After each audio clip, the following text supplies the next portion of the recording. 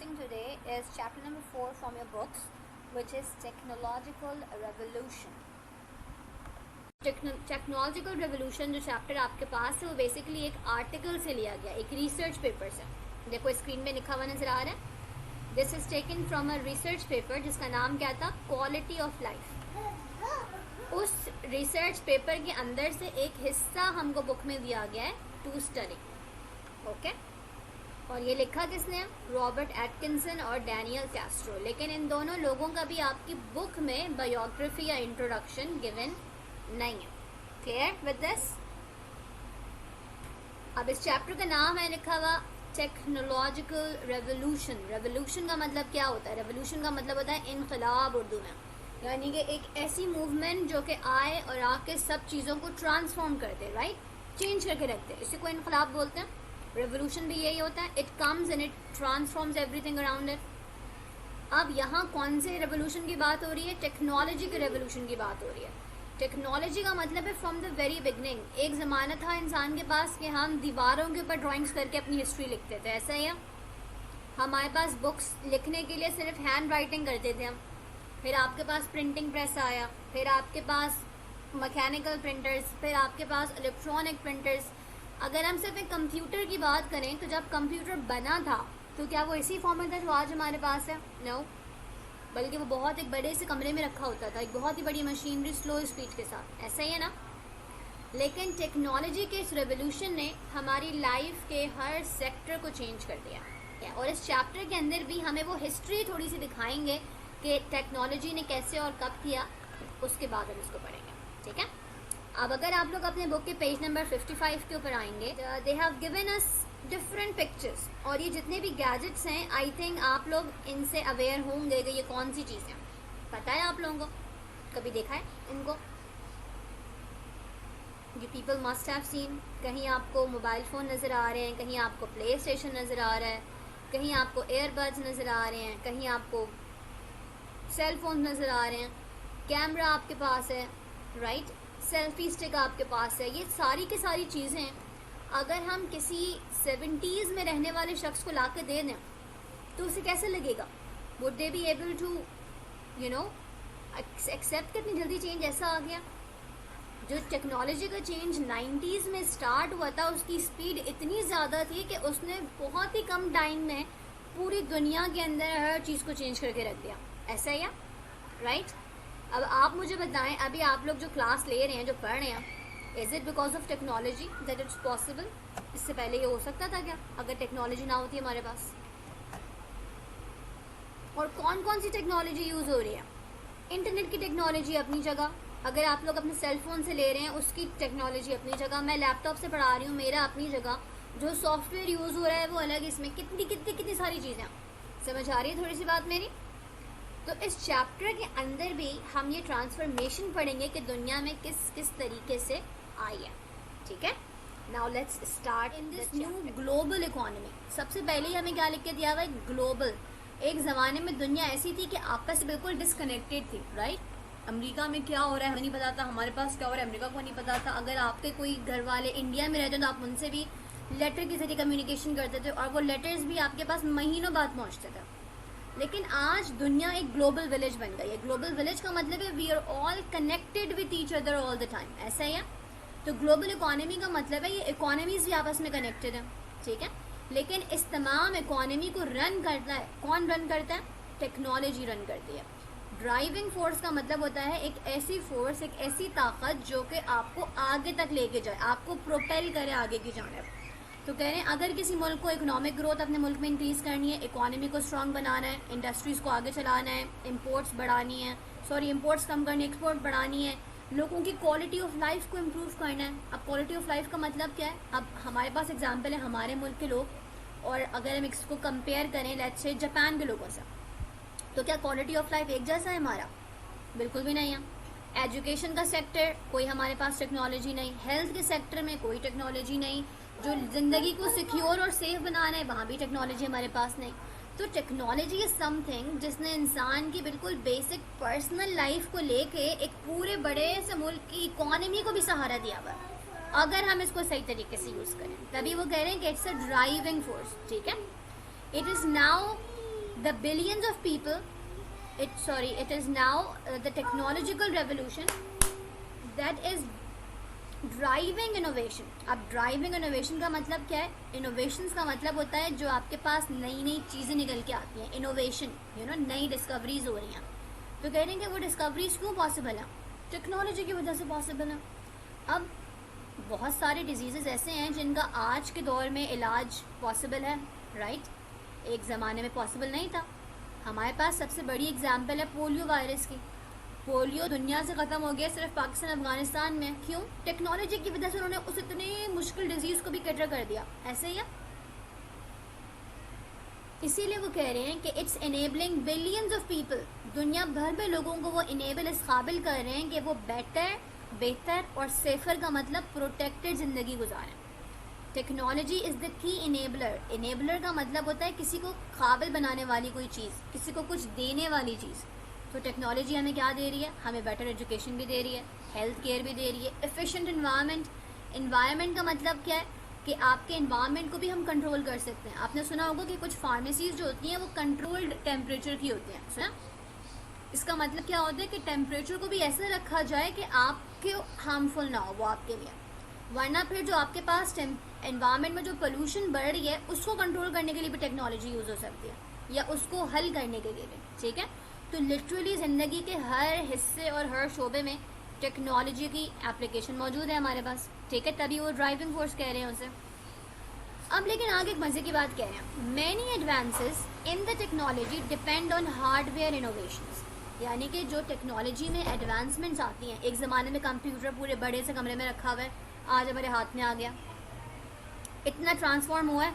लेकिन ये सब कैसे हुआ? वो कह रहे हैं it depends on the hardware innovation. Hardware innovation का मतलब क्या होता है? कि सॉफ्टवेयर होता है कि आपके पास अंदर का जो प्रोग्राम है, दरवाज़ा बंद करो.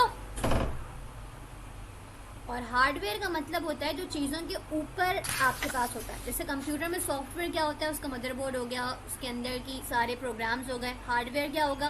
कीबोर्ड हो गया, माउस हो गया, ये सारी चीज़ें हो गई. ठीक है. ये बात समझ आई? तो अब वो कह रहे हैं कि जब हमारे पास टेक्नोलॉजी में चीज़ें आगे की तरफ जाती हैं, इनोवेशंस में जाती हैं, एक बड़ा सा टेलीफोन आज छोटा सा मोबाइल फ़ोन बन गया है, वो क्यों पॉसिबल हुआ है? हार्डवेयर की इम्प्रूवमेंट की वजह से. यानी कि हम अपने हार्डवेयर को इस काबिल बनाते हैं, उसको इतना इम्प्रूव करते हैं कि फिर वो टेक्नोलॉजी की नई शक्ल ले लेता है. अगर हम अपने हार्डवेयर को कोई पुराने वाले कंप्यूटर का ज़माना रखते हैं तो क्या आज का सॉफ्टवेयर उसमें काम कर सकता था? बिल्कुल भी नहीं. तो हमें सॉफ्टवेयर की अपडेट के साथ साथ ऊपर के हार्डवेयर को भी वक्त के साथ साथ करना पड़ता है. And according to the author इसी वजह से टेक्नोलॉजी आगे जा रही है. सही है. क्यों? It is made possible by continued advancements in materials technology. अब अगर हमारे पास लैपटॉप आप सोचें अगर लोहे के बने हुए होते हैं तो क्या ये ज़्यादा फिजिबल होते हैं हमारे लिए? नहीं होते ना. एक ज़माने में माउस के अंदर ट्रैक बॉल भी होती थी, आज आपका माउस ही वायरलेस हो गया, कीबोर्ड आपका वायरलेस है, ब्लूटूथ से आप उसे कनेक्ट कर सकते हैं. एयरफोन्स आपने ऐसे पहने हुए हैं, आपने कनेक्ट किया, आपने हटा दिया, ऐसे ही होता. तो ये सब मटेरियल टेक्नोलॉजी, यानी कि हमने ये ढूंढा कि भाई कौन सा मटेरियल सबसे बेटर है, सबसे फीजिबल है, हम उसको यूज़ करें. सही है. एक ज़माने में सिर्फ लकड़ी से फर्नीचर बनता था, आज फाइबर से भी बन रहा है, स्टील से भी बन रहा है. ठीक है. तो material technology is directly responsible hardware को बेहतर करने में, और फिर हार्डवेयर बेहतर होने से क्या होता है? टेक्नोलॉजी हमें इनोवेशंस लेके आती है हमारे पास. I hope it's clear. पास टेक्नोलॉजी का डेवलपमेंट आई, वो एकदम तो हम बहुत मॉडर्न टेक्नोलॉजी पे नहीं आ गए ना, वो ग्रेजुअल एक सफ़र स्टार्ट हुआ, फिर हम यहाँ तक पहुँचे. तो कह रहे हैं एडवांसमेंट्स, यानी कि जो टेक्नोलॉजी का आगे, एडवांस का मतलब होता है आगे बढ़ना. जो टेक्नोलॉजी के जो आगे बढ़ने का सफ़र है वो हुआ कैसे है? Through out the history. यानी कि सिर्फ 19th सेंचुरी में नहीं, सिर्फ 21st सेंचुरी में नहीं, बल्कि हमेशा से कुछ ना कुछ एडवांसमेंट्स होती आई हैं. अब वो यहाँ जिक्र करें Gutenberg's invention of movable type. Gutenberg की इन्वेंशन क्या थी? बेसिकली आपको पता है कि एक ज़माने में आपके पास प्रिंटिंग नाम की कोई चीज़ नहीं थी. बुक्स को अगर हमें एक से वहाँ ले जाना होता था तो आप अपने हाथ से उसे राइट करते थे, पूरी पूरी बुक्स. सोचें. ठीक है. इवन जो कुरान करीम के भी नुस्खे हैं वो सबसे पुराने जो हैं वो हाथ से लिखे हुए, क्योंकि प्रिंटिंग तो आपके पास नहीं थी. तो ये गुटेनबर्ग कौन है? ये जर्मनी के एक थे गोल्डस्मिथ. उन्होंने अपने पास से एक मूवेबल प्रिंटर बनाया था. और वो प्रिंटर था कैसा? वो प्रिंटर ऐसा था कि वो उसके उन्होंने डिफरेंट फॉन्ट्स बनाए हुए थे, उन फॉन्ट्स को आप एक साथ सेट करते थे, उनके ऊपर आपने इंक लगाई और फिर उससे आपने उसको प्रिंट कर लिया, वरना पहले आपको सब कुछ हैंड से करना होता था, ठीक है। तो गुटेनबर्ग की जो ये इन्वेंशन थी प्रिंटिंग प्रेस बनाने की, मूवेबल टाइप का मतलब है आपने फॉन्ट्स को मूव किया, पंक्चुएशन मार्क्स के भी वहाँ फॉन्ट लगा लिया, उसके ऊपर इंक लगा के आपने उसे पेस्ट कर दिया, उसको छाप दिया, ठीक है। तो this was a huge advancement. लेकिन आज प्रिंटर्स कैसे हैं कि आप क्लाउड स्टोरेज से उसको डॉक्यूमेंट भेजो, वो आपको वहाँ से प्रिंट करके भेज देगा, आपको कनेक्ट ही नहीं करना प्रिंटर को, ऐसा ही है। लेकिन ये स्टार्ट कहाँ से हुआ? इस बिल्कुल बेसिक से गुटेनबर्ग के प्रिंटर से, ऐसा ही है। अब टेलीफोन की हम एग्जाम्पल लें, एक ज़माने में टेलीफोन भी नहीं था, सिर्फ लेटर्स की कम्युनिकेशन थी, फिर आपके पास टेलीग्राम आया, फिर टेलीग्राफ आया, फिर टेलीफोन आया, आज हमारे पास क्या है? आपके पास सेल फोन है, ठीक है। लेकिन टेक्नोलॉजी जैसे जैसे आगे एडवांस करती जाती है, इंसान के लिए क्या होता है? ईजी हो जाती है और चीपर हो जाती है।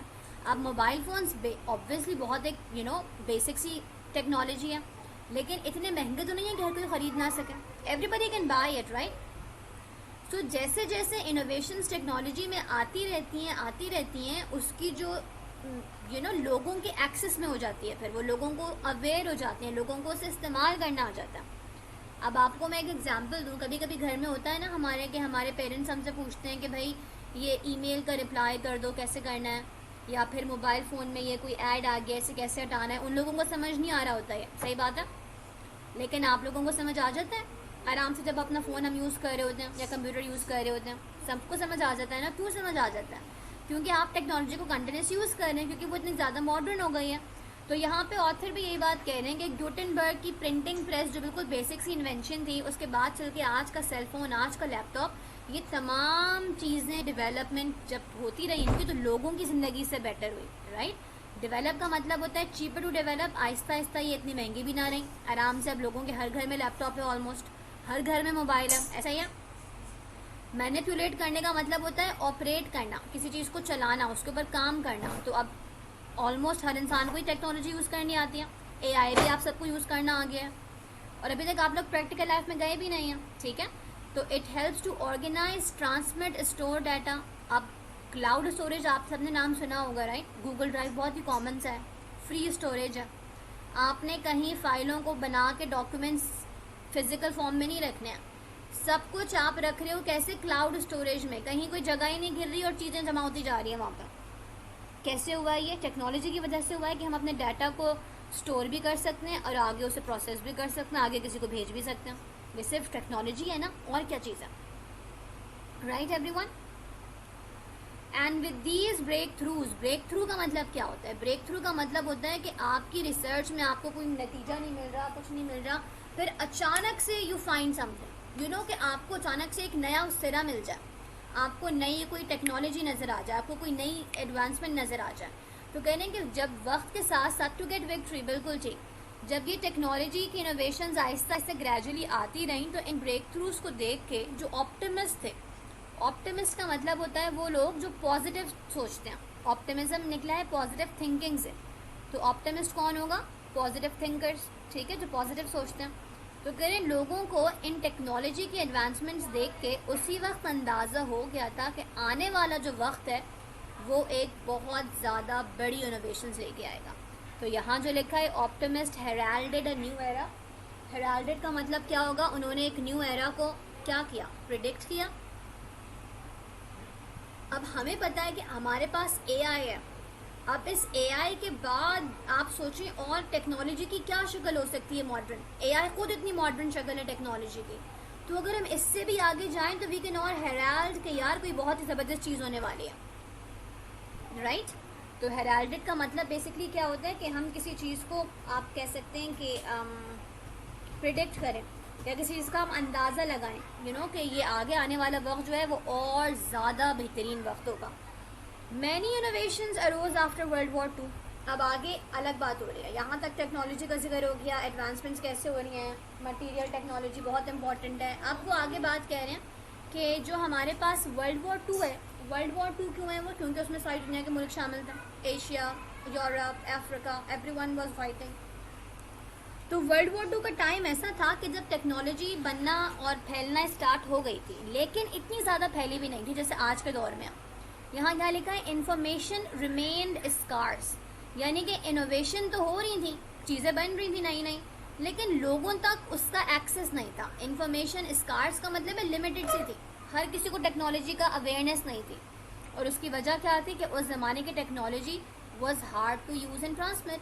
आज तो बहुत आसान है मोबाइल को यूज़ करना, बिल्कुल मुश्किल नहीं है। कंप्यूटर यूज़ करना भी मुश्किल नहीं है, एआई के सॉफ्टवेयर यूज़ करना भी मुश्किल नहीं है।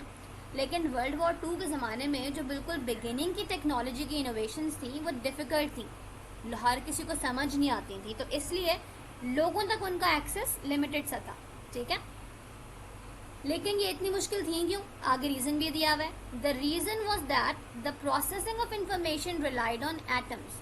जो हमके पास पुराने ज़माने की टेक्नोलॉजी थी जिसको हम एनालॉग भी कहते हैं, एनालॉग के अंदर जो आपका डाटा है वो एटम्स के थ्रू ट्रांसफ़र होता है। आप लोगों ने फिजिक्स केमिस्ट्री में पढ़ा होगा कि वेव्स के थ्रू जा रहा है डाटा यहाँ से वहाँ, एक कैथोड रे से एनोड रे तक पढ़ा है ये वाला सब ना, थ्रू वेव्स एटम्स के थ्रू ट्रांसफ़र हो रहा है, राइट।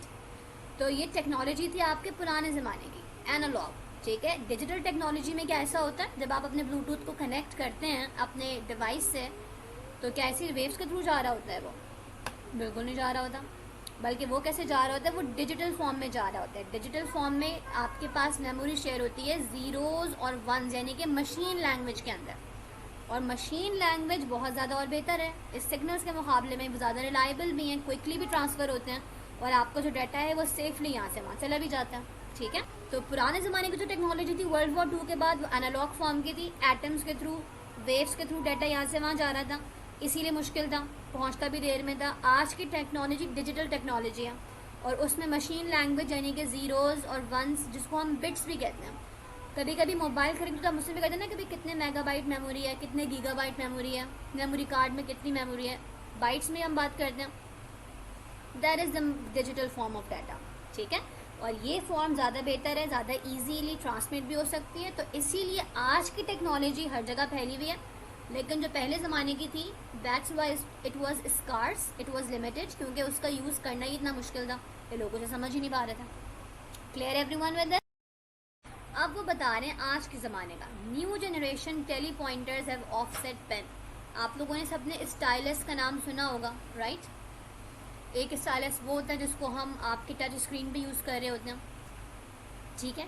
एक स्टाइलस वो होता है जिसको हम ग्राफिक टैब्स के ऊपर यूज़ कर रहे होते हैं लिखने के लिए, और आपके स्क्रीन पे शो हो रहा होता है, ऐसा होता है। तो आज की टेक्नोलॉजी ने तो इतना सब चेंज कर दिया कि आपके पास ऑफसेट पेन और पेंसिल्स आ गए हैं, जिसको हम स्टाइलस भी कह सकते हैं। आप अपने पास लेके और आपकी स्क्रीन पे सब कुछ शो हो रहा है, और आप उसे सबको दिखा भी सकते हैं, ठीक है। While copier and printers recorded information on paper. पहले ज़माने में जो प्रिंटर्स थे वो इन्फॉर्मेशन किस पे रिकॉर्ड करते थे? पेपर के ऊपर। जो कॉपी करने की फोटो कॉपी की मशीन होती है वो पेपर के ऊपर करती है सब कुछ। लेकिन आज आपने ये सब कुछ कहाँ डाल दिया? क्लाउड स्टोरेज पे डाल दिया। You don't even need the paper. Telephones translated voices into electric waves. पहले ज़माने में टेलीफोन्स जो थी वो पहले इलेक्ट्रिक वेव्स, बिल्कुल ठीक कामरान। तो टेलीफोन्स पहले कैसे काम करते थे? आपकी वॉइस को रिकॉर्ड किया, उस रिकॉर्डेड वॉइस को फिर इलेक्ट्रिक वेव्स में कन्वर्ट किया, फिर उन इलेक्ट्रिक वेव्स को दूसरे वाले के टेलीफोन में जाके दिया, फिर वहाँ से वो दोबारा ट्रांसलेट हुई ह्यूमन वॉइस में। ऐसे ही होता था, कितना लंबा सा काम था। और आज क्या होता है? मैंने यहाँ से बातें करी, आपको मेरी सारी आवाज़ें आ रही हैं, ऐसा ही है। क्यों? क्योंकि अब इन्फॉर्मेशन हमारी एनालॉग फॉर्म सिग्नल्स या फिर वेव्स में ट्रांसफ़र नहीं हो रही, बल्कि बिट्स में ट्रांसफ़र हो रही है, डिजिटल फॉर्म में। तो यहाँ से वहाँ फ़ौरन कितनी जल्दी आवाज़ जाती है आपको, और आपकी मुझे आ रही है, ठीक है। As the material revolution brought with it host of amazing new things, automobiles, planes, appliances, telecom, etc. यानी कि वो क्या कह रहे हैं कि जैसे जैसे इंसान ने इस चीज़ को समझा कि हमें मटीरियल रेवोल्यूशन लेके आना है, यानी कि ये नहीं कि हर चीज़ हम लोहे से बना रहे हैं, हर चीज़ हम लकड़ी से बना रहे हैं, हमने नए नए मटीरियल्स ढूंढे, ऐसे मटीरियल जो कि ज़्यादा फीजिबल हो, ज़्यादा ड्यूरेबल हो, जिनका फ़ायदा ज़्यादा हो। तो उस टेक्नोलॉजी की वजह से फिर हमारे पास इनोवेशंस की एक और नई रेस लग गई। आपके पास ऑटोमोबाइल्स, गाड़ियाँ, motor bikes, planes, electrical appliances, घर में काम करने वाले टेलीफोन सिस्टम, यानी कि हर हर हर हर चीज़ मटीरियल टेक्नोलॉजी को बेटर करने से हमने उन तमाम चीज़ों को ट्रांसफॉर्म कर दिया जो एक ज़माने में बहुत मुश्किल या बहुत अनरीचेबल सी लगती। Clear everyone? But it's all possible because of what? The material technology. Material बेहतर हुआ तो ये सब इनोवेशन हम लेके आए, वरना उस सॉफ्टवेयर तक हम पहुंच ही नहीं सकते हैं। डिजास्टर रिस्क रिडक्शन, इसका मतलब है टेक्नोलॉजी हम किस तरीके से यूज़ कर सकते हैं जो नेचुरल डिजास्टर्स हैं उनके रिस्क को कम करने के लिए, या जो उनका डैमेज होता है उसके इफेक्ट को कम करने के लिए। ठीक है, तो presently technology can be use for an effective emergency response.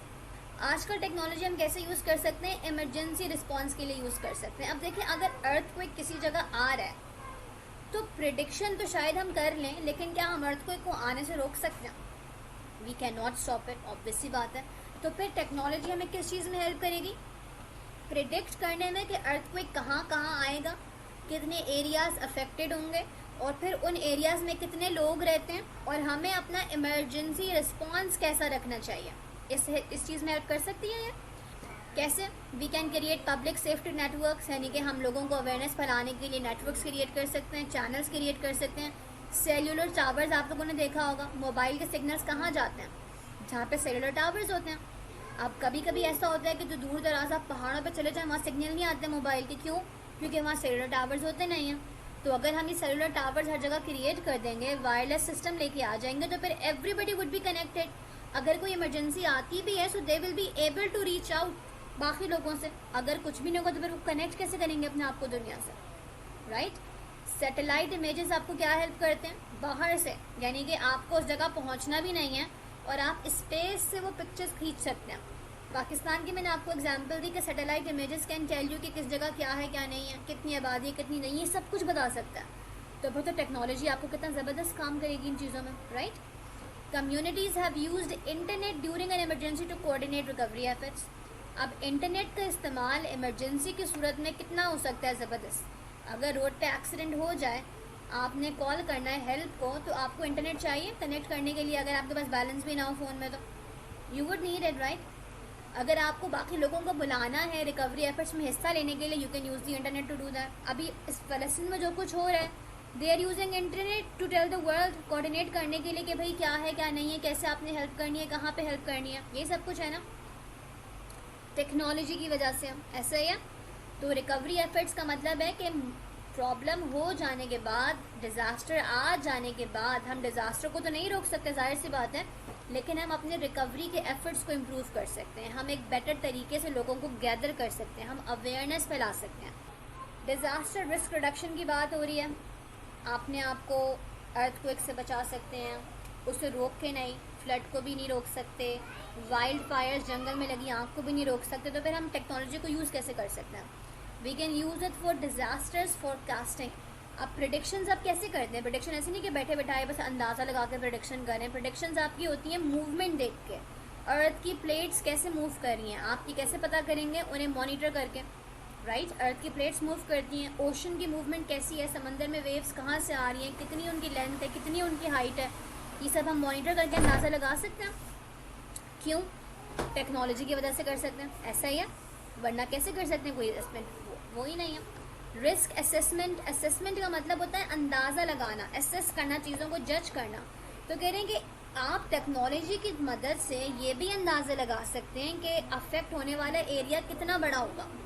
अब अगर फ़र्ज़ करें हम अंदाज़ा लगाएं कि भाई हैदराबाद के अंदर तूफ़ानी बारिशें आ रही हैं, अल्लाह ना करे, बट अगर हम अंदाज़ा लगाएं तो हैदराबाद के अंदर, then technology can help us कि भाई इतनी पॉपुलेशन वहाँ रहती है, इतने लोग उस अफेक्टेड एरिया में होंगे, और जब वहाँ पे फ्लड आएगा तो हमारे पास पहले से तैयारी होगी कि हमें लोगों को कहाँ एडजस्ट करना है, उनके लिए क्या रिकवरी एफर्ट्स होने चाहिए। हम आखिरी मोमेंट पे नहीं भाग रहे होंगे। हाउ? Because of technology. ठीक है। They are the open grounds for integrating technology, यानी कि डिज़ास्टर्स को रिस्क को एसेस करना, मैनेज करना, मॉनिटर करना, रिकवरी एफर्ट्स को ऑर्गेनाइज करना, ये सब कुछ हम कैसे कर सकते हैं? अपने टेक्नोलॉजी की वजह से। रिस्पॉन्ड करना, यानी कि हो जाने के बाद रिएक्ट करें आप सिचुएशन पे। मैनेज करना, नेचुरल फिनोमेना। अब मैनेज कैसे करेंगे भाई? मैनेज करने का मतलब ये नहीं आपने अपनी मर्ज़ी से फ्लड की स्पीड को कम और ज़्यादा कर दिया, ये नहीं कर सकते। आपने अपनी मर्ज़ी से अर्थक्वेक के एरिया को कम और ज़्यादा कर दिया, ये भी नहीं आप नहीं कर सकते। तो मैनेज करने का मतलब यहाँ ये होता है कि अपने आप को आप तैयार रखें कि जिस जिस एरिया में वो आ रहा है, आप पहले से वहाँ पे अपने रिकवरी एफर्ट से स्टार्ट कर दें।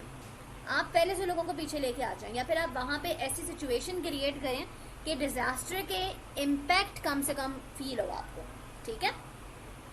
अब नेचुरल फिनोमेना का मतलब होता है जो कुदरती आफत हो, जैसे कि आपके पास होरिकेन्स का मतलब होता है हवा का तूफान, इतना होता है कि घर उड़ा के ले जाता है। या वाइल्ड फायर्स, जंगल में जो आग लगती है। सुनामीज, समंदर का तूफान। और लैंडस्लाइड्स का मतलब तो जो पहाड़ आपके पास टूट टूट के गिरने लगते हैं, ऐसे गिरते हैं कि लोगों के घरों पे गिर के बेचारे एवरीथिंग डिस्ट्रॉयज, इतना खतरनाक होता है। और ये सब हम कैसे कर सकते हैं? सैटेलाइट इमेजेस, एरियल फोटोग्राफ्स लेके, ऑन ग्राउंड इंस्पेक्शन, यानी कि इन तमाम चीज़ों के साथ ऑन ग्राउंड मौजूद रह के काम करने की वैल्यू सबसे ज़्यादा है। तो progress in the technology has made possible over the past years to introduce significant changes. फिर डिजास्टर्स के जितने भी प्रॉब्लम्स हैं, किस तरीके से उनको अप्रोच किया जाए और किस तरीके से हम उनमें चेंजेस लेके आए, ये टेक्नोलॉजी की वजह से पॉसिबल हुआ है। और सबसे बड़ी बात, टेक्नोलॉजी में जो वक्त के साथ साथ प्रोग्रेस आती जा रही है। अगर हम आज के दौर में भी 1900s वाली टेक्नोलॉजी को इम्प्लीमेंट करेंगे तो कोई फ़ायदा नहीं है। तो ज़रूरत यहाँ पे किस बात की है कि हम अपने आप को टेक्नोलॉजी की इस प्रोग्रेस में आगे से आगे लेके जाएं। Technology has help to understand the mechanism of natural hazards. एक और बात, टेक्नोलॉजी आपको क्या कर सकती है? प्रोटेक्शन में तो हेल्प करेगी, लेकिन it can also help you to understand कि नेचुरल हैज़र्ड जो भी आपके पास आ रहा है उसका रीज़न क्या है, वो क्यों क्रिएट हो रहा है, राइट? कोई एटमॉस्फेयर रीज़न उसमें मौजूद है, कोई जियोलॉजिकल का मतलब है ज़मीन, यानी कि अर्थ के ऊपर कोई अर्थ की प्लेट्स बहुत तेज़ी से मूव कर रही हैं, कुछ वहाँ पोल्यूशन है, क्या चीज़ है। हाइड्रोलॉजिकल मतलब कि पानी। बायोलॉजिकल का मतलब होता है लाइफ, यानी कि एक हैज़र्ड की क्या क्या वजूहात हो सकती हैं, ये सब कुछ भी हम कैसे पता कर सकते हैं? टेक्नोलॉजी से पता कर सकते हैं कि कैसे उसका ओरिजिनेट, वो बना कैसे और आगे वो कैसे बढ़ेगा। तो इससे होगा क्या कि एक हैज़र्ड, एक खतरे को एक डिज़ास्टर बनने से पहले हम कैटर कर सकते हैं। टेक्नोलॉजी और एंटरटेनमेंट, टेक्नोलॉजी को अपनी इंजॉयमेंट के लिए कैसे इस्तेमाल करें, and how has the fun and enjoyment transformed because of technology. Girls and youngest students, preschoolers, toddlers education is interactive and engaging, यानी कि हर एज ग्रुप के लिए टेक्नोलॉजी हैज़ ब्रॉट एंटरटेनमेंट। ऐसा है for every kind of age group. अब अगर हम सिर्फ यूट्यूब एक वेबसाइट है, राइट, अगर हम उसकी एग्जाम्पल लें तो उस पर क्या सिर्फ एक कैटेगरी की वीडियोज़ होती हैं? No, the person who enjoys exploration, वो वीडियोज़ देख रहे हैं, बच्चे हैं वो अपनी मर्ज़ी के देखें, जो स्टूडेंट्स हैं उनकी अपनी मर्ज़ी के मौजूद हैं। तो दैट मीन्स कि ज़िंदगी के हर एज ग्रुप के लिए technology has brought the entertainment. ये एक एग्जाम्पल है। Toys have integrated circuits in them to enable children to interact. अब टॉयज़ भी ऐसे हैं जो कि आपको कॉपी कर रहे होते हैं, आपको इम्पर्सोनेट कर रहे होते हैं, आपको सिखा रहे होते हैं, आपसे बातें कर रहे हैं। How is it possible? Because of technology. उन्होंने सर्किट्स लगा दी उनके अंदर जिसके ज़रिए वो बच्चों से इंटरैक्ट करें। It is technology that is introducing high quality smart visuals. अब अगर आप लोग जुरासिक पार्क, सबने नाम सुना होगा मूवी का, राइट? सबसे लेटेस्ट पार्ट आप जुरासिक पार्क का उठा के देखें और सबसे फर्स्ट वन, आपको उनके ग्राफिक्स में डिफरेंस नज़र आएगा या नहीं नज़र आएगा? बताएं मुझे। Smart visuals, graphics app, artificial intelligence आपके पास है, वर्चुअल रियलिटी आपके पास है कि you can actually transport your self with in the game और आप वहाँ पे जाके खेलें। ये सब कुछ तो पहले पॉसिबल ही नहीं था। और सबसे बड़ी बात क्या है कि all of these are available in the mass market, यानी कि आम पब्लिक के पास है। और इसी वजह से जो स्प्रेड हुआ है टेक्नोलॉजी का in the 19th, in the 20th and 21st century, वो इतना तेज़ी से हुआ है कि उससे पहले कभी भी नहीं हो पाया। सही है? और उसकी वजह से ज़्यादा लोगों ने उसको अडॉप्ट भी करना शुरू कर दिया। The benefits and promises of these ever time technologies. Ever time का मतलब है हमेशा के लिए। अब ये ऐसी चीज़ें हैं जो कि ख़त्म नहीं हो सकती, दे विल बी विथ यू। और इनके एडवांटेजेस और प्रोमिसेस इमेंस हैं। इमेंस का मतलब एक्सट्रीम, वाइड स्प्रेड, बहुत ज़्यादा, and central to improvements in our lifes. लेकिन सबसे इंपॉर्टेंट बात क्या है? They can be use to improve our lifes, लेकिन सिर्फ टेक्नोलॉजी नहीं बल्कि टेक्नोलॉजी का correct. And now we will be talking about technology and its application in public safety कि हम टेक्नोलॉजी का यूज़ करके अपनी लाइफ्स को कैसे सेफ और सिक्योर बना सकें। Technology has enabled again word use हो रहा है। इनेबल्ड का फिर मतलब क्या है? इसकी वजह से कुछ और मिलना। तो टेक्नोलॉजी की वजह से बहुत बड़े अमाउंट में या बहुत डिफरेंट कैटेगरी के जो प्रोडक्ट्स हैं वो तमाम की तमाम और सेफ़र हो गए हैं, यानी कि उनका यूज़, उनका इस्तेमाल, उनकी ऑपरेट करना वो बहुत ज़्यादा सेफ़ हो गया because of modern technology. It is enabling vehicles to be safer. अब गाड़ियों को सेफ कैसे करिए टेक्नोलॉजी, कोई मुझे बता सकता है? अगर आप लोगों ने देखा हो जो टेस्ला की सबसे मॉडर्न गाड़ियाँ हैं, आपने उनको चलाना भी नहीं है, they are actually going to run on their own, right? They have the ability कि अगर सामने से कोई ऑन कमिंग ट्रैफिक हो तो वो अपना डायरेक्शन भी उस हिसाब से चेंज कर सकती हैं, अपने आप को स्टॉप भी वैसे कर सकती हैं। It's because of technology, right? तो टेक्नोलॉजी की वजह से एक ज़माने में जब एक्सीडेंट्स में चांस नहीं होता था बचने का, आज उसी टेक्नोलॉजी ने उन्हीं गाड़ियों को बहुत ज़्यादा सेफ़र बना दिया। This is just one example. इस तरह और भी बहुत सारी चीज़ें, फायर अलार्म्स आपके पास हैं कि अगर कहीं आग का धुआं भी उठे तो अचानक से वो खुल जाते हैं, right? This is also because of technology. आपके पास रिंग डोर बेल्स ऐसे आ गई हैं जिनमें कैमराज भी हैं, मोशन सेंसर्स होते हैं उसमें कि जहाँ कोई मूवमेंट हो आपको उसका फ़ौरन मिल जाए, एकदम नोटिफिकेशन के कुछ हुआ है यहाँ पे, ठीक है? तो ज़िंदगी को सेफ़र बनाने के लिए भी टेक्नोलॉजी ने बहुत ज़्यादा यहाँ पे रोल प्ले किया है। It let's the driver no in real time of impending problems, यानी कि फ़ौरन जो ड्राइव कर रहे हैं गाड़ी, उनको ये बता सकता है कि भाई आगे आने वाला मसला कैसा है और आपको क्या करना चाहिए। It is enabling cars to be more energy efficient, ये बहुत बड़ी बात है। फ्यूल कंजम्पशन बहुत ज़्यादा होती है, लेकिन टेक्नोलॉजी की बेसिस और प्रिंसिपल्स पर अगर हम गाड़ियाँ बनाते हैं या व्हीकल्स बनाते हैं तो उनकी फ्यूल कंजम्पशन भी एक्चुअली कम है और हम उन्हें रीन्यूएबल एनर्जी पे लेके जा सकते हैं। अगर पेट्रोल आप यूज़ कर रहे हैं तो पेट्रोल रीन्यूएबल तो नहीं है ना, दोबारा से वापस इस्तेमाल नहीं कर सकते, नॉन रीन्यूएबल है। तो आजकल की जो सबसे बड़ी एक चीज़ है या रिसर्च जिसके पीछे इंसान पड़े हुए, वो ये है कि हम रीन्यूएबल्स फ्यूल के ज़रिए या रीन्यूएबल एनर्जी सोर्सेज के ज़रिए चीज़ों का इस्तेमाल करें, जिसमें विंड पावर भी है, जिसमें सोलर भी है, जिसमें इलेक्ट्रिक कार्स भी हैं, राइट? टेलीप्रेसेंस एक बहुत इंपॉर्टेंट चीज़ है। अभी आप लोग जो क्लास ले रहे हैं, आप लोग अपने घर में हैं, I am at my home, we are in different cities, we could be in different countries, ऐसा ही है। लेकिन टेली प्रेजेंस की वजह से पॉसिबल है कि आप लोग कनेक्टेड हैं, हम आपस में एक दूसरे के साथ, राइट? तो अगर कोई, अब कोविड भी जब आया था, it was an extreme condition, right? एक पैंडमिक था, पूरी दुनिया में बीमारी फैली हुई है, बट अगर हमारे पास उस वक्त टेली प्रेजेंस मौजूद नहीं होता, यानी कि रिमोट डिस्टेंस और उसके ज़रिए इंटरेक्ट करना, तो फिर तो कुछ दुनिया चल ही नहीं सकती थी। तो टेली प्रेजेंस का मतलब है मौजूद होना, और टेली का मतलब है कि रिमोटली यू आर कनेक्टेड, अपने घर से दूर, because of internet and technology. You don't have to leave your house. तो अगर सिचुएशंस बहुत ख़राब हों, कोई जंग हो रही है, कोई तूफान आया हुआ है, या कोई भी ऐसी सिचुएशन है, कोई पैंडेमिक है, तो बिकॉज ऑफ टेली प्रेजेंस आप घर पे बैठ के काम भी कर सकते हैं, घर पे बैठ के पढ़ाई भी कर सकते हैं, अपने पेपर भी दे सकते हैं, रिजल्ट भी बन सकता है, सब कुछ हो सकता है। हम टेक्नोलॉजी की एप्लीकेशन एजुकेशन के सेक्टर में देखें तो आई थिंक अभी जो आप लोग पढ़ रहे हैं, ये कैसे पढ़ रहे हैं आप लोग? How is this happening? It's remote learning, right? अब ऐसे भी लर्निंग प्लेटफॉर्म्स हैं जो कि पूरे के पूरे एआई के ऊपर बेस करते हैं, यानी कि आपको वहां पे कोई ह्यूमन टीचर मिलेगा ही नहीं, आपको वो सॉफ्टवेयर खुद से पढ़ा रहा है। आप सॉफ्टवेयर के ऊपर अपना डिफिकल्टी लेवल को सेट कर सकते हैं, आप अपने करिकुलम गोल्स खुद सेट कर सकते हो, and it will teach you, it will take your assessments, it will give you the feedback, वो आपके लिए फ्यूचर गोल्स भी सेट कर सकता है। क्या इसका फायदा ये है कि जो स्कूल्स का कितनी सारी कॉस्ट खत्म हो सकती है, ना आपको बिल्डिंग बनानी है, ना उसमें आपको फर्नीचर लेके आना है, ना वहां पे आपको इलेक्ट्रिसिटी और यूटिलिटी के बिल्स पे करने। स्टूडेंट या मेडिकल की फील्ड में अगर जिक्र करें, तब यहाँ पे क्या जिक्र हो रहा है? टेली मेडिसिन, यानी कि डॉक्टर्स, अब कोविड के टाइम पे तो ये चीजें बहुत ज्यादा पीक पे थी। कैसे? टेली मेडिसिन, यानी कि आप अपने घर से बैठ के डॉक्टर को रीच आउट कर सकते हो, उसको सब कुछ बता सकते हो, the doctor can talk to you, ask you, और वो आपको मेडिसिन रिकमेंड कर सकते हैं, आपको सजेस्ट कर सकते हैं एक्सरसाइजेस, फिजियोथेरेपी की एक्सरसाइजेस आपको करवा सकते हैं वहीं बैठे बैठे। And this is only possible because of what? Because of technology, वरना तो ये पॉसिबल था ही नहीं किसी के लिए भी, right?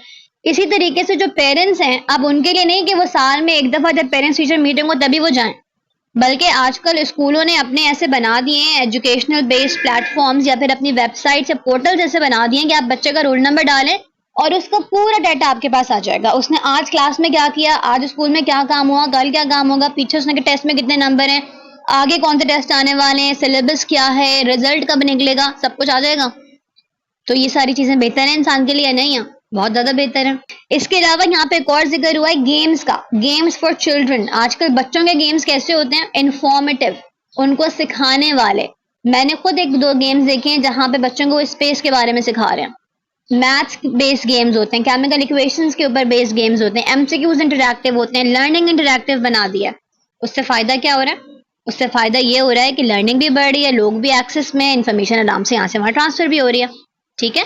Technology has helped improve medical care by making it easier for doctors evidence based medicine का मतलब क्या है कि पहले जमाने में तो आपके पास इंटरनेट था ही नहीं, फिर इंटरनेट आया।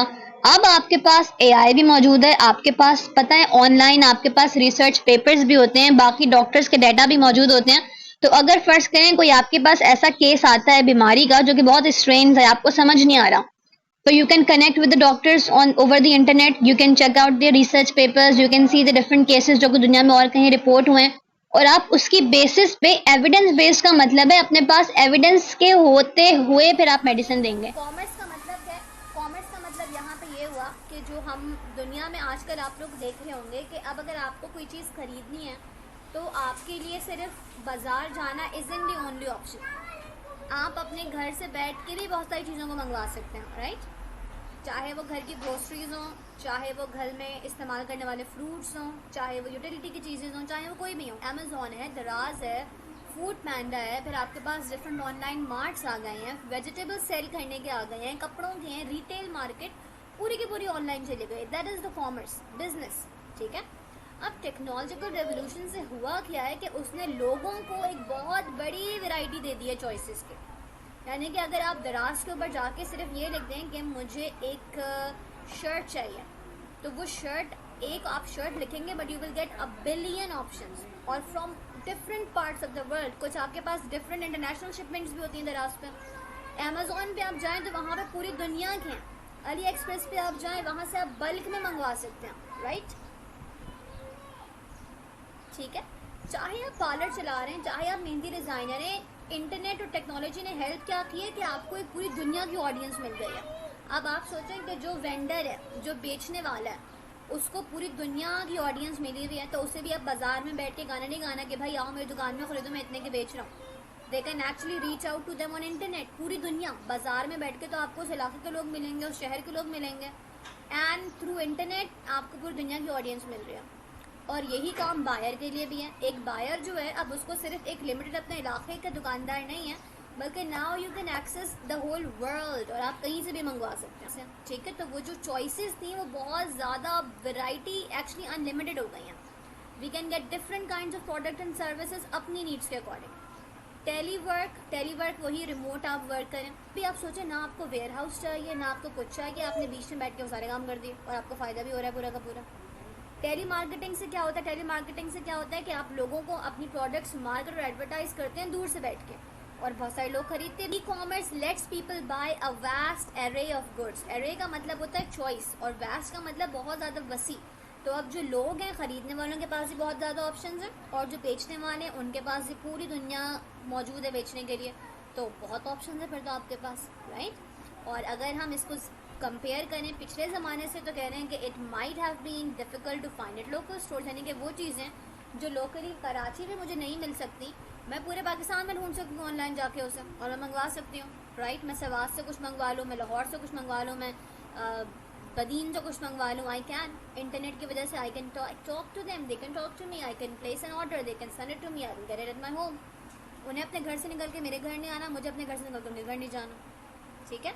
तो this is possible. Again technology की इतनी बड़ी रेवोल्यूशन जो कि कॉमर्स में आई है, और वो पूरी इंडस्ट्री अब चेंज होकर रह गई है, ठीक है everyone? And now we will be covering about technology during epidemics and pandemics. One we have epidemics and the next one we have is pandemic. इन दोनों वर्ड्स का मतलब क्या होता है? कोविड एक पैंडमिक था, क्यों?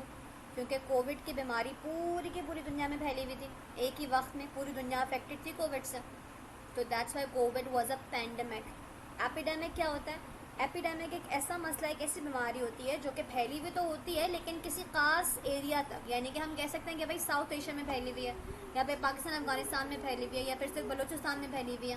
तो एपिडेमिक का मतलब होता है एक ऐसी डिजीज़, एक ऐसा मसला जो कि किसी खास एरिया तक लिमिटेड हो। और पैंडेमिक क्या होता है कि एक ही वक्त में पूरी दुनिया में वो फैल जाए, ठीक है?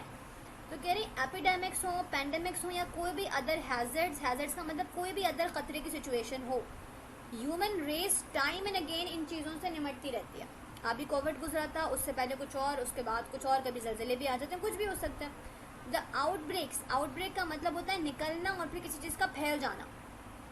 तो कह रहे हैं इन क्लैमिटीज़, इन मुसीबतों का निकलना और इनका फैलना जो है वो हमारी ज़िंदगियों के ज़िंदगियों के ऊपर बहुत ज़्यादा बर्डन डाल देता है, आपकी पूरी ज़िंदगी तब्दील हो जाती है। अब ये कोविड भी जब आया था, आप लोगों को याद है, आपके स्कूल्स बंद, मार्केट्स बंद, कॉलेजेस बंद, हॉस्पिटल्स में सिर्फ इमरजेंसी खुली हुई है, रोडों पे कोई बाहर नहीं निकल सकता, सब कुछ, पूरी लाइफ उलट पुलट हो गई थी। तो if we did not have the technology at the time, तो आज हम कोविड को ख़त्म भी ना कर पाते फिर। तो अब जो नॉर्मल हुई है ज़िंदगी, ठीक है, तो कह रहे हैं कि उस चेंज को कम से कम करने के लिए technology is there to help us, ठीक है, आपकी इकोनॉमी, सोसाइटीज़, हर चीज़ को बचाने के लिए। इन सच अ सिनारियो, अगर ऐसा कुछ होता है, कोई भी ऐसी मुसीबत आ जाए, तो technologies enable secure access to data. Technology की वजह से क्या होता है कि जो आपका डाटा है उसकी प्रोसेसिंग और एक्सेस बहुत सिक्योर और प्रोटेक्टेड हो। वर्चुअल मीटिंग्स, अभी आपकी क्लास क्या हो रही है, रिमोट वर्चुअल हो रही है, लोगों के पूरे ऑफिस ऐसे चले हैं कोविड के टाइम पे वर्चुअली, और उसके बाद अब बहुत सारे ऑफिस ने यही शुरू कर दिया है वर्चुअली, दे वर्क वर्चुअली, क्योंकि उनसे उनकी कॉस्ट खत्म हो जा रही है, राइट। क्लाउड कॉन्फ्रेंसिंग का मतलब क्या है, यानी कि वही क्लाउड स्टोरेज, आप एक ऐसा स्पेस अपने पास बना दें जहाँ पे लोग अपने अपने घरों से अपने अपने अलग मुल्कों में रहते हुए आपस से कनेक्टेड हैं, और रियल टाइम में आप ऑफिस वर्क कर रहे हैं और ज़्यादा अच्छा कर रहे हैं। Technology, smart cities could be made equipped with some sort of devices which include sensors. अब सिर्फ ये नहीं, स्मार्ट सिटीज़ भी बन रही हैं, स्मार्टफोन तो सुना है ना, स्मार्ट सिटीज़ भी बन रही हैं। स्मार्ट सिटीज़ कैसे होती हैं, टेक्नोलॉजी की वजह से। आप वहाँ सेंसर्स लगवा दें, किस चीज़ के सेंसर, हर चीज़ के सेंसर आते हैं, टेम्परेचर कंट्रोल करने का भी सेंसर होता है, मूवमेंट कंट्रोल करने का भी सेंसर होता है, कोई अगर आपके पास फॉरेन ऑब्जेक्ट आ रहा है उसका भी सेंसर होता है। तो ये लोग सेंसर्स लगवा के पूरे इलाके को हम सिक्योर बना सकते हैं, राइट। वेयरेबल्स का मतलब है ऐसी टेक्नोलॉजी जिसको आप अपने हाथ में लेके घूम सकते हैं। आपके पास एयरफोन्स है, आपके पास आईपॉड, क्या चीज़ें आप इन्हें हाथ में लेके घूम सकते हैं, अपना सेल फोन, राइट। आपके पास रिस्ट बैंड आता है, स्मार्ट वॉच आती है, इट्स वेयरेबल। जापान में जैसे रोबोट्स काम करें, एग्जैक्टली, तो you can actually create the whole cities on that basis, ठीक है। आगे ये लिखा है आपके पास व्हीकल, सेल फोन्स, कंप्यूटर्स, हर चीज़ आ रही है, टेक्नोलॉजी ने चेंज कर दिया। तो ऑल ऑफ दिस, लेकिन इससे फ़ायदा क्या हो रहा है लोगों का फ़ायदा ये हो रहा है कि एक तो आपका डाटा भी प्रॉपर तरीके से यहाँ से वहाँ ट्रांसफ़र हो रहा है, कम वक्त में हो रहा है, और ज़िंदगी की क्वालिटी भी बेहतर होती जा रही है, ठीक है। और स्पेशली पैंडेमिक्स और एपिडेमिक्स में, कि जब आपको अपने घर से बाहर निकलने में मुश्किल है, टेक्नोलॉजी की वजह से आपकी ज़िंदगी can continue to live, otherwise वहाँ पे स्टक होकर ख़त्म हो जाए हमेशा के लिए, ठीक है। चलें, नेक्स्ट पैंडेमिक्स में भी हमने पढ़ा टेक्नोलॉजी इज़ क्रूशल। बिल्कुल आपको ज़िंदगी कंटिन्यू करने में टेक्नोलॉजी कैन हेल्प अगर आपको एपिडेमिक से पैंडेमिक का सामना है। The remote sensing technology could monitor environmental changes. Remote sensing technology एक ऐसी टेक्नोलॉजी है जो कि आपके इन्वायरमेंट में आने वाले चेंजेस को मॉनिटर कर सकती है। इन्वायरमेंट का मतलब है आपकी एयर पोल्यूशन, आपकी ओजोन लेयर की डिप्रेशन, आपकी एयर की क्वालिटी, ये सब चीज़ें कौन मैनेज करते हैं, रिमोट सेंसिंग टेक्नोलॉजी। इससे फ़ायदा क्या होता है कि आप अपने रिस्पॉन्स को बेहतर कर सकते हैं, राइट। डिजीज़ की प्रिडिक्शन, यानी कि we can also predict polio virus की प्रिडिक्शन कैसे होती है, क्योंकि आपको उसके जर्म्स टेक्नोलॉजी की वजह से आप ढूंढते हैं, आप उन पर रिसर्च करते हैं, then you can understand. Usman की बात ठीक है, technology can inform us, technology can help us in improving our response. यहाँ पे भी यही बात हो रही है, फिर चाहे वो सैटेलाइट इमेजेस हों, aerial photographs, on ground inspections, ये तमाम की तमाम यूज़ हो सकती हैं लोगों की हेल्प के लिए, स्पेशली मुश्किल हालात में जब आप वहाँ रीच नहीं कर सकते। Technology can help you to provide the relief, लेकिन it only determines how we respond to the disaster. यानी कि हम डिज़ास्टर को रोक नहीं सकते हैं, हम चाहे वो वाइल्ड फायर हो, एपिडेमिक हो, अर्थक्वेक हो, फ्लड हो, we can not stop it from happening, but what we can do, हम उसकी ट्रेजेक्ट्री को कैलकुलेट कर सकते हैं, हम उसके इम्पैक्ट को कैलकुलेट कर सकते हैं, और हम अपने रिस्पॉन्स को उसके अकॉर्डिंग अप्रोप्रिएट बना सकते हैं। That's what technology comes in handy. Though technology can not prevent the onset, वही बात, टेक्नोलॉजी मुसीबत को होने से रोक नहीं सकती, लेकिन it can prevent the spread, उसको फैलने से रोक सकती है, अवेयरनेस फैलाने के लिए यूज़ हो सकती है, लोगों को वार्न करने के लिए। अब फ्लड आने से एक दिन पहले बताएंगे तो लोगों को क्या फ़ायदा होगा। अगर आप अपने एनवायरनमेंट को कम्प्लीटली मॉनिटर करते रहें तो यू वुड नो कि कब तूफ़ानी बारिश आनी है, कब अर्थक्वेक आना है, कब फ्लड्स आना है, and then you can warn your people, you can empower them कि आपने किस तरीके से अपने आप की हेल्प करनी है, राइट। और उससे फिर फ़ायदा क्या होगा, जाहिर सी बात है इम्पैक्ट लेसन होगा।